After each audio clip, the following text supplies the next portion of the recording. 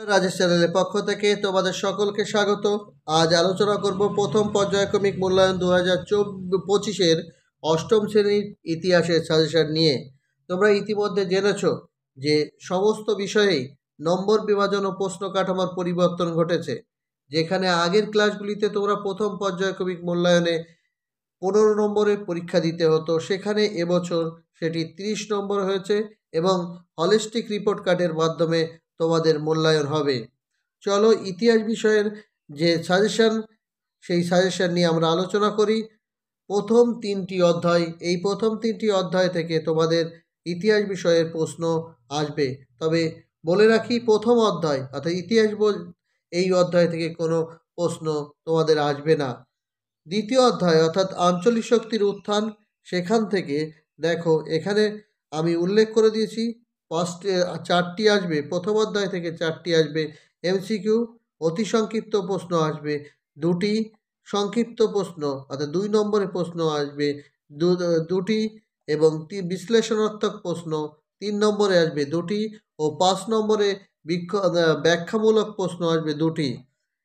একইভাবে দ্বিতীয় অধ্যায় থেকে এমসিকিউ আসবে 2টি, এসএকিউ অর্থাৎ অতি সংক্ষিপ্ত প্রশ্ন আসবে 2টি, সংক্ষিপ্ত প্রশ্ন আসবে 2টি এবং বিশ্লেষণাত্মক প্রশ্ন আসবে 2টি ও ব্যাখ্যামূলক প্রশ্ন আসবে 2টি।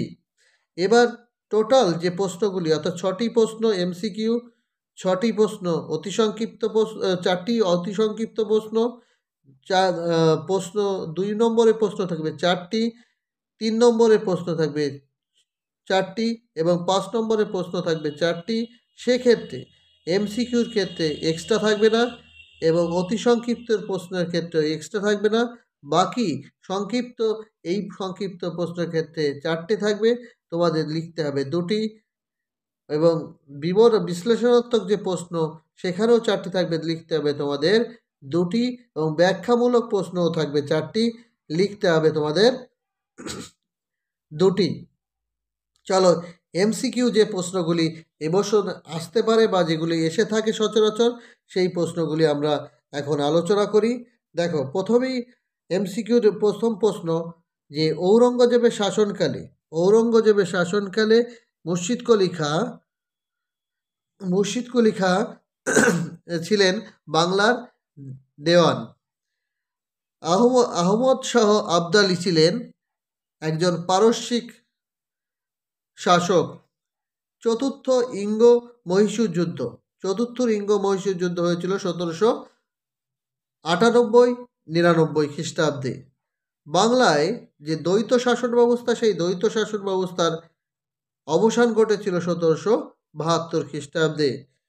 মীর কাসেম মুর্শিদাবাদের পরিবর্তে তার রাজধানীকে, বাংলার যে রাজধানী সেই রাজধানীকে নিয়ে গেছিলেন মুঙ্গেরে। পলাশির যুদ্ধ, তোমরা জানো যে পলাশির যুদ্ধ হয়েছিল 1757 খ্রিস্টাব্দে।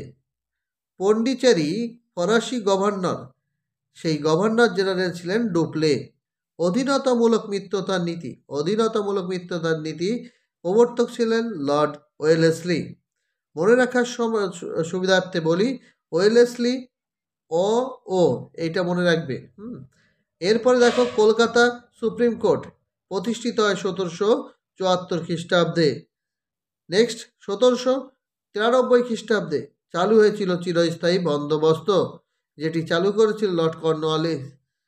এরপরে আসি বাংলার নদী যে জরিপ, সেই জরিপ করেছিলেন রেনেল। সেই রেনেলের মোট নদী জরিপ করে 16টি মানচিত্র তৈরি করেছিলেন। দেখো এখানে এমসিকিউ 12টি রয়েছে। এই এমসিকিউ এমনভাবে পড়বে যে এই প্রশ্নগুলি ঘুরিয়ে যদি প্রশ্ন আসে, এসএকিউ আকারে আসে, তোমরা সেগুলি উত্তর দিতে পারবে, এরকমভাবেই পড়বে। চলো এরপরে যে 4টি এসএকিউ প্রশ্ন আসবে, সেই 4টি এসএকিউ প্রশ্ন অর্থাৎ অতি সংক্ষিপ্ত প্রশ্ন আসবে, সেই 4টি অতি সংক্ষিপ্ত প্রশ্ন আমরা এখানে করার চেষ্টা করেছি। দেখো বেমানন শব্দ, এই বেমানন শব্দ হিসাবে থাকতেই পারে একটি প্রশ্ন। দেখো এখানে একটি উল্লেখ করা হয়েছে বাংলা, বিহার, সিন্ধু প্রদেশ, উড়িষ্যা। এটি হবে আলাদা হবে সিন্ধু প্রদেশ, কারণ বাংলা, বিহার এবং উড়িষ্যা হচ্ছে সুবা বাংলার অন্তর্গত। এরপরে দেখো অথবা সাদাত খান সফদরজং, সুজা-উদ-দৌলা এবং আলীবর্দী খান। এই যে চারজন শাসক রয়েছেন, এই শাসকদের মধ্যে আলাদা কে রয়েছে এটি তোমরা বলবে, কমেন্ট বক্সে জানাবে। আশা করি তোমরা পারবে। এরপরে দেখো সত্য মিথ্যা। 1764 খ্রিস্টাব্দে বক্সারের যুদ্ধ হয়েছিল, এটি ঠিক না ভুল? এটি ঠিক। অথবা দেখো 1727 খ্রিস্টাব্দে মুর্শিদকুলি খাঁকে 1727 খ্রিস্টাব্দে মুর্শিদকুলি খাঁকে বাংলার নাজিম পদে বসানো হয়েছিল। নিশ্চয়ই তোমরা জানো বাংলার নাজিম পদে বসানো হয়েছিল কিনা। এটি বসানো হয়েছিল না 1717 খ্রিস্টাব্দে। শূন্যস্থান পূজা। মুর্শিদাবাদের রাজনীতি এবং অর্থনীতিতে বণিকদের বেশ প্রভাব ছিল। এদের বলা হতো শেঠ, জগৎ শেঠ বলা হতো। হ্যাঁ, শূন্যস্থান পূরণ। কলকাতা হিন্দু কলেজ প্রতিষ্ঠিত হয়েছিল 1817 খ্রিস্টাব্দে। কলকাতা দখল করে সিরাজ নাম দেন আলীনগর। তাহলে এখানে যে প্রশ্নগুলি রয়েছে এই প্রশ্নগুলি পড়বে এবং যে প্রশ্নটি বললাম যে তোমরা উত্তর দেবে, নিশ্চয়ই কমেন্ট বক্সে তোমরা উত্তর দেবে। এরপরে আসি, দেখো 2 নম্বরের 4টি প্রশ্ন থাকবে, সেখানে তোমাদের লিখতে হবে 2টি প্রশ্ন। প্রেসিডেন্সি ব্যবস্থা কাকে বলে? নিশ্চয় বইতে রয়েছে প্রেসিডেন্সি ব্যবস্থা। বাণিজ্যের স্বার্থে ভারতীয় উপমহাদেশে ইংরেজ ইস্ট ইন্ডিয়া কোম্পানি যে ঘাঁটিগুলি তৈরি করেছিল, সেই ঘাঁটিগুলির চারপাশে গড়ে ওঠা যে ব্যবস্থা, সেই ব্যবস্থাকেই বলা হচ্ছে প্রেসিডেন্সি ব্যবস্থা। বন্দিবাসের যুদ্ধ কবে কাদের মধ্যে হয়েছিল? বন্দিবাসের যুদ্ধ 1760 খ্রিস্টাব্দে ইংরেজ এবং ফরাসিদের মধ্যে হয়েছিল। এটি তৃতীয় ইঙ্গো কর্ণাটক যুদ্ধ নামেও পরিচিত বা তৃতীয় কর্ণাটক যুদ্ধ নামেও পরিচিত। আলীনগরের সন্ধি হয়েছিল কাদের মধ্যে? তোমরা জানো যে আলীনগরের সন্ধি হয়েছিল সিরাজের সঙ্গে রবার্ট ক্লাইভের 1757 খ্রিস্টাব্দের 9 ফেব্রুয়ারি। কে কবে হায়দ্রাবাদ আঞ্চলিক শক্তি প্রতিষ্ঠা করেছিলেন? 1724 খ্রিস্টাব্দে নিজাম উল মুলক আশরাফ জং বা কুলিস খান হায়দ্রাবাদ রাজ্যের প্রতিষ্ঠা করেছিলেন। দেখো পলাশীর লুণ্ঠন, খুব গুরুত্বপূর্ণ প্রশ্ন। পলাশীর লুণ্ঠন কাকে বলে? খুব গুরুত্বপূর্ণ প্রশ্ন, তোমরা মুখস্থ করবে। 76-এর মন্বন্তর। দেখো 76-এর মন্বন্তর 1176 বঙ্গাব্দে হয়েছিল বলে এটি 76-এর মন্বন্তর নামে পরিচিত। আসো এবার দেখি 3 নম্বরের যে প্রশ্নগুলি, সেই 3 নম্বরের প্রশ্নগুলি কোনগুলি গুরুত্বপূর্ণ বলে বিবেচিত হয়েছে।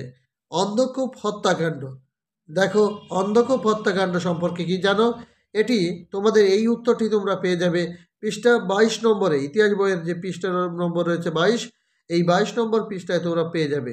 যদি মনে করো তোমরা কোনো সহায়িকা বই থেকে পড়বে, সেটাও পড়তে পারো। মোদ্দা কথা তোমাদের এটি মুখস্থ করতে হবে। তৃতীয় ইঙ্গো মারাঠা যুদ্ধ ফলাফল আলোচনা করো। এটি রয়েছে 29 পাতায়। দ্বৈত শাসন ব্যবস্থা বলতে কি বোঝো? দ্বৈত শাসন ব্যবস্থা, এই উত্তরটি রয়েছে 26 পাতায়। টিকা মেকলে মিনিট, খুব গুরুত্বপূর্ণ প্রশ্ন। মেকলে মিনিট পৃষ্ঠা 46 পাতায় রয়েছে বা 46 পৃষ্ঠায় রয়েছে। উডের ডিসপ্যাচ রয়েছে, এটিও 46 পেজে রয়েছে। তোমরা মনে রাখবে যে মেকলে মিনিট অথবা উডের প্রতিবেদন, এই দুটি থেকে একটি প্রশ্ন অতি অবশ্যই আসবে। এরপরে দেখো 5 নম্বরে যে প্রশ্ন, সেই 5 নম্বরের প্রশ্নের মধ্যে কোনগুলি গুরুত্বপূর্ণ বলে বিবেচিত হয়েছে। দেখো ভারতে ব্রিটিশ কোম্পানি আধিপত্য বিস্তারে ক্ষেত্রে অধীনতামূলক নিত্যতার নীতি থেকে সত্যবিলাপ নীতি, হ্যাঁ, এই যে পরিবর্তন বা বিবর্তন, এই বিবর্তন কিভাবে ঘটেছিল সেটি ব্যাখ্যা করো। এই উত্তরটি তোমরা পেয়ে যাবে পৃষ্ঠা নম্বর 28-এ। কোম্পানি শাসনের সঙ্গে জমি জরিপ ব্যবস্থার সম্পর্ক এবং ইজারাদারি বন্দোবস্ত চালু করা ও তার তুলে দেওয়ার পিছনে কি যুক্তি ছিল, এই উত্তরটি পেয়ে যাবে তোমরা 48 পাতায়। লর্ড বেন্টিং উইলিয়ামের সংস্কারগুলি আলোচনা করো, এটি রয়েছে 39 পাতায়। কর্নওয়ালিস যে সিভিল সার্ভিস চালু করেছিলেন, সেটি রয়েছে 42 পাতায়।